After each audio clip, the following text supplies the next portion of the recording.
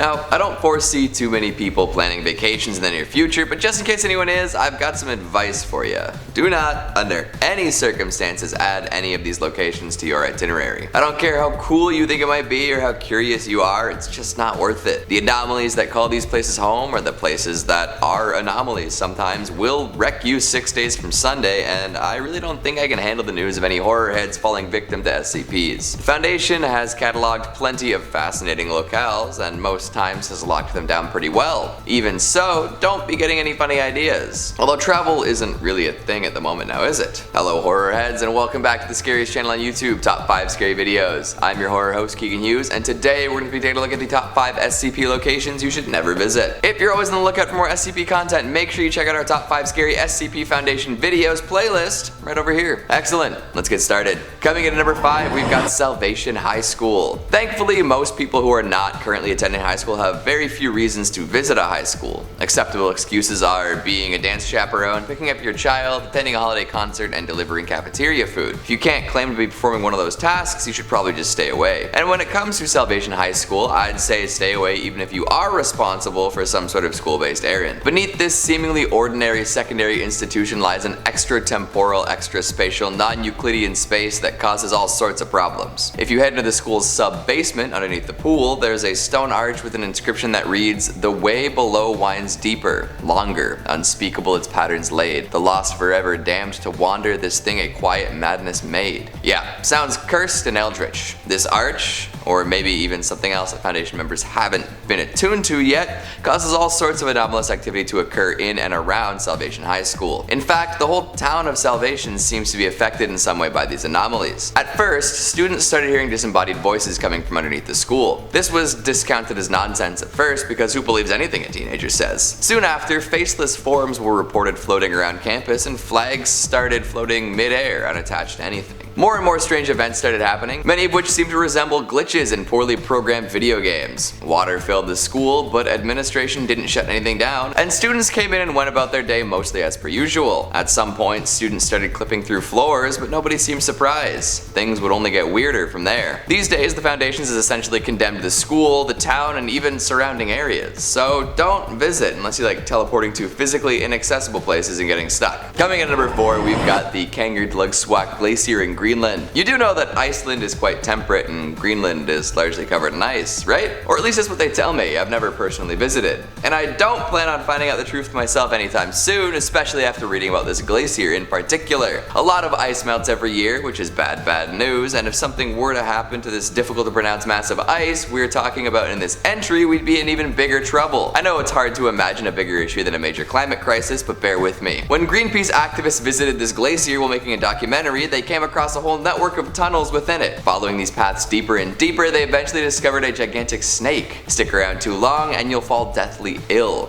We're talking swollen lymph nodes, skin necrosis, and more. The whole Greenpeace team was dead by nightfall, and anyone else who went in unprepared suffered a similar fate. The snake is truly enormous, large enough to present a major threat to all nearby settlements, but seemed to be encased in ice at many points. It's been asleep for many years, and during this time different tunnels have collapsed, essentially trapping it. Nobody knows if this is enough to keep it in one place if it awakens though. So if you want to visit this picturesque icy location, you should know that there's always the looming threat of an enormous toxic snake waiting within a glacier. Right, I forgot to elaborate on this bit. The Greenpeace team died because the snake breathes poison, so maybe just avoid this spot altogether. Coming in at number 3, we've got Lake Redacted within Redacted County. Redacted. When you see so much redacted text in one location, you know you're in for some trouble. I'd tell you not to visit, but you'll likely never figure out where this place is anyway. Either way, I feel compelled to tell you, you do not recognize the bodies in the water. Seriously, you don't. See, this lake is special. Folks who come close to it swear they see someone they know dead in the water. But it's important that you remember, you do not recognize the bodies in the water. There are some anomalous forms in the water, but they definitely don't belong to anyone you know. This constant refrain doesn't seem to help too many people though, as most folks who do see bodies in the water become convinced that they belong to friends, family, or acquaintances. Once this thought is planted in their heads, they'll wade into the water, attempting to help out whoever they may see floating there. And then, they never come out. This last bit is doubly troublesome, as every new body the lake takes on seems to strengthen its pull. More people will be drawn in from a wider radius. So please, for the sake of all that is good and lovely, do not attempt to find this lake. And if you do, remember,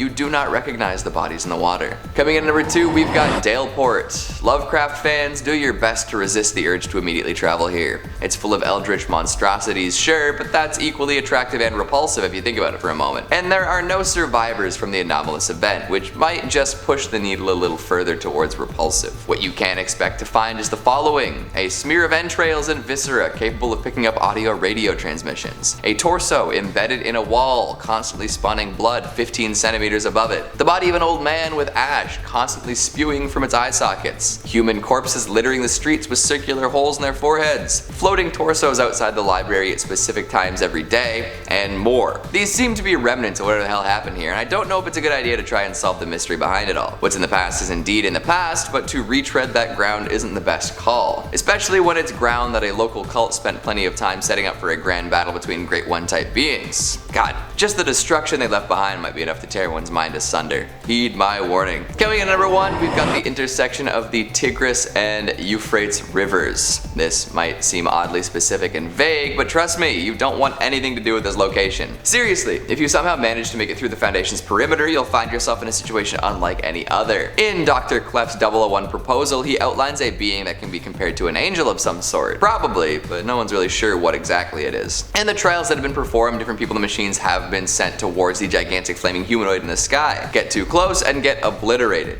There really isn't much else to understand here. Sure, it often gives folks orders and they usually follow, but that almost seems inconsequential in the face of a being like this. Knowing this, you can probably make the decision all on your own to avoid this river intersection. But hey, if you do decide to visit, make sure you've made peace with who and whatever you may need to before taking those last few steps. So, have you updated your bucket list? Made some minor route adjustments for your cross-country road trip? It's for the best, I assure you. So, what'd you think of the list? What SCP locations stand out the most to you, good and bad? Have you been able to figure out where any redacted anomalies are? Make sure you let me know down in the comments. Speaking of comments, let's take a look at some of your more heated ones from your top 5 scary horror games from 2020. Faulty Gear says, oh yes, World of Horror, it's amazing. Also, isn't it interesting how a dentist made a game that's so heavily inspired by Junji Ito's work? Junji Ito used to be a dental technician. I guess people who work with teeth are by nature attuned to the horror genre. If there's a dentist-filled horror community out there, I fear its unfathomable potential. There's definitely something about teeth that elicits a visceral reaction in a lot of people. It's hard to pinpoint why, but those pearly whites are both feared and revered. Yamanuhen Netger says, I was surprised you didn't mention Johnny Depp. He had his early start in horror as well. Of course, he's dipped his toe in the genre a few times by now, some of his work being comedy and horror. Hey, I think you might be lost. The celebs in horror video was a couple days ago. Victor Valdez says, I'm glad you never and hopefully will never do top 5 most horrifying restaurant Instagram posts. So many insects and unexplained stains would fill that one, but it would help any dieters kill their appetite. I think I enjoy food too much to take a swing at a list like that, although there are plenty of YouTubers who could probably make that kind of thing their bread and butter. Deshaun Gibson says, this channel always brightens my day when I need to chill down my spine. Keep it up. Glad to hear it. Comments like this always make the work feel a little easier. Thanks for being wonderful. And Sophie Dinjanine says, I'm playing Resident Evil Biohazard at the moment. I'm still in the beginning of the game and I'm already S*** my pants. I'm not scared easily, but this one. Hold up, you're doing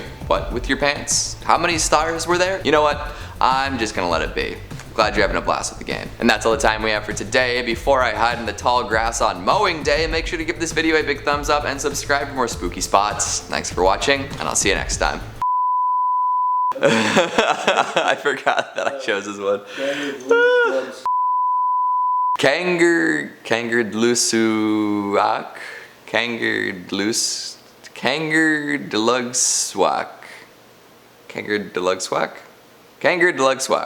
Glacier. Okay.